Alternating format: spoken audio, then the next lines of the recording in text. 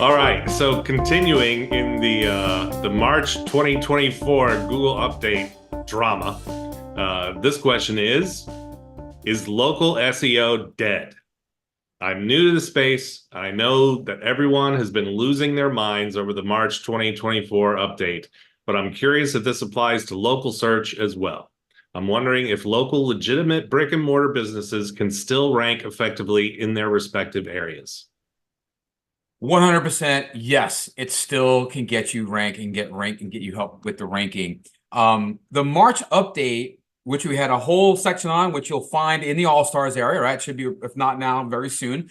We talk about what's going on there. Nothing to do with local has any impact really at all, okay? As far as that update, there's nothing to worry about. You still want to create good content. Now, you don't want to create like, let's say you have 50 cities that you service. You don't want to put up 50 new web pages all with the same identical content, just swapping out one city name for the next city name. You wouldn't want to do that. But you do want to grow your local base. I mean, I've got a client that does pressure washing in multiple cities around the Tampa Bay area. And so we've created a page for each city, like Ruskin, Apollo Beach, Seffner, Brandon. And then under each of those city pages, we list out all the different services they do in, let's say, Brandon. So we do house washing in Brandon, and we do pressure washing in Brandon, and fence cleaning in Brandon, right? All on one page. But then we go to a detail page under Brandon, which is pressure washing, a detail page under Brandon, which is, Brandon house washing, a detail page under Brandon, which is driveway cleaning. And we focus the content on those interior pages just for Brandon or just for that city. So 100% local is still a viable way. It's still very useful. If you take a look at what I would also encourage you guys to do is evaluate your competition. So go to Google, type in the keyword phrase or several different phrases that you'd want to get found for the business that you do, a local brick and mortar or service area business, doesn't really matter. Type in what you want, what you'd expect people to type in to find you, and see who's ranking already. See what they're doing. Look at how they're laid out. Use a tool to evaluate what's happening on the website. A tool like Screaming Frog, if you're using SEMrush, you can do an audit and it can kind of show you what's going on within the site. You can even do a site colon. Like if I type in a site colon and I put in the URL of a website that's maybe a competitor, let me put in, I'll put in Farah and Farah.com, which is a competitor to one of my clients. They have 902 pages in the site.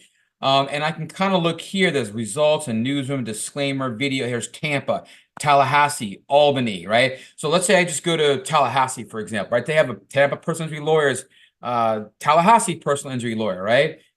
They've got information about Tallahassee in here. All the different kind of things they do in Tallahassee. And notice they're focusing with Tallahassee. You find, if I control F, there we go, Hassee. So all the yellow, see all the yellow? That's all, look, Tallahassee is kind of spread out throughout the content, throughout the headings, throughout the calls to actions, throughout the content.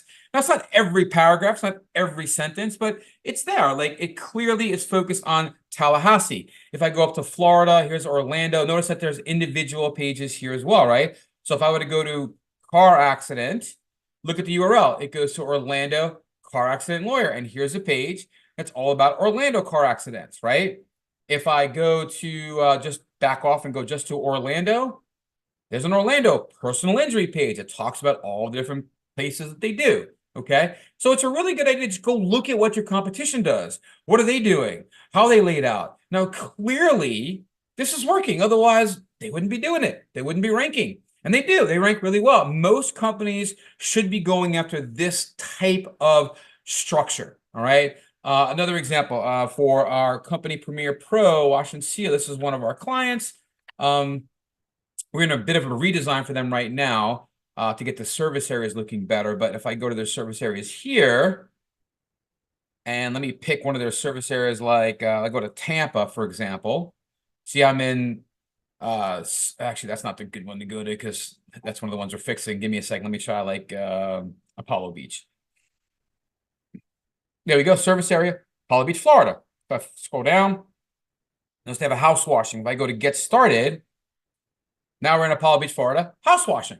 It's house washing Apollo Beach, Florida, right? So we've got one for each of their locations for Apollo Beach, for Tampa, and this is what we're building out. Some of it's still in process, but for each of these locations, right, we'll have a service area page like Riverview, right? And there's all about Riverview. And then in here, there's paver cleaning. Riverview, there's a page for, so this is all local. It's all focused on local, trying to get found for your overall product for these guys, which is pressure washing and paver sealing, and then getting into the details for each location for the specific service that they're going after. So we saw it on Fire and Fire. We see it on Premier Pro Wash and Seal. We see this sort of structure in many other places. Now, if you're in multiple states, then you may want to have the state, so service area / Georgia / Atlanta / pressure washing or whatever it may be. So the March update has got nothing to do with this. You still want to be working on your local, on your on-site. It also has nothing to do with your Google business profiles. So you want to make sure that those are filled out completely and you're still, answering and responding to reviews very quickly within 24 to 72 hours. The negative ones even quicker if possible. Always be nice. Don't be accusatory. Be nice. Be apologetic. Ask them to give you a call, whatever, but don't ever blame them and call them names and whatnot. You want to be remembered for what everybody else is reading when they look at how you're responding to a negative review, right? That's what you're interested in. Forget the person you're responding to. Think of all the other people who are reading those reviews and see how you responded to somebody. Are you nasty and aggressive, or are you apologetic, and so on? So answer your reviews, post photos regularly, add updates to the site regularly. Make sure that your services are up to date and adding any services or products. Add those updates / posts about the business, about reviews, about promotions that you've got, about things that you do. None of this had any impact from the March core update at all. Now, the only thing that you've got to be careful of is they do mention scaling content. So that's what I was saying. If you're going to start growing your site and say, okay, well, let's say you have 4 services here, right? And then you have a specific city. That would be basically 5 pages for each city, right? A primary city page and those 4 pages underneath that city. Well, if you multiply the 5 by 1, 2, 3, 4, 5, 6, 7, 8, 9, 10, 11, 12, 13, 14, 15, 16, 18, 19, let's just say 20 for argument's sake. Now you're looking at 100 pages. You do not want to go from having 2 pages to having 100 pages overnight. You know what I mean? Build it out. Maybe start with the 10 for each city. Then maybe do the pressure washing for each city that's underneath it. Kind of build it slowly. You don't want to be going from 0 to 1,000 in 2 seconds. It doesn't look natural. It doesn't make sense. And you also want to make those pages of content be somewhat unique. They don't have to be exactly unique, but you definitely want to have some uniqueness to it. You want to make sure that what you're not doing is just swapping out the city names, right? So having a 1,200 word article for Apollo Beach, and then having the same article, but instead of Apollo Beach, you say South Tampa. Instead of South Tampa, you say Wesley Chapel, but everything else stays the same. That you don't want to do. You want to try to make it a little bit different for each one. You can certainly use AI to rewrite a paragraph or two, tweak a paragraph or two, without going too crazy, of course. I certainly wouldn't copy and paste from AI either. Certainly okay to use AI to get some help and some guide, some idea. But then make sure that you make it your own, make sure that you tweak a few things, make sure it fits in with the regular language and style that you've got. But absolutely 100% local is more important than ever. The Google business profiles are more important than ever. Those, the map pack at the top where it shows your reviews and it shows the map above that. They're more important than they've ever been, especially for brick and mortar or service area businesses that come to your home, right? Your garage door repair guy, your power washing guy, your electrician, your garage door repairman, your AC guys, you name it, plumbers. If they're coming to your house, that's a home service. Those guys are going to be really well served with local structure that's really done properly. And what I've showed you today is sort of the best practice for doing this, okay? But build it up slowly.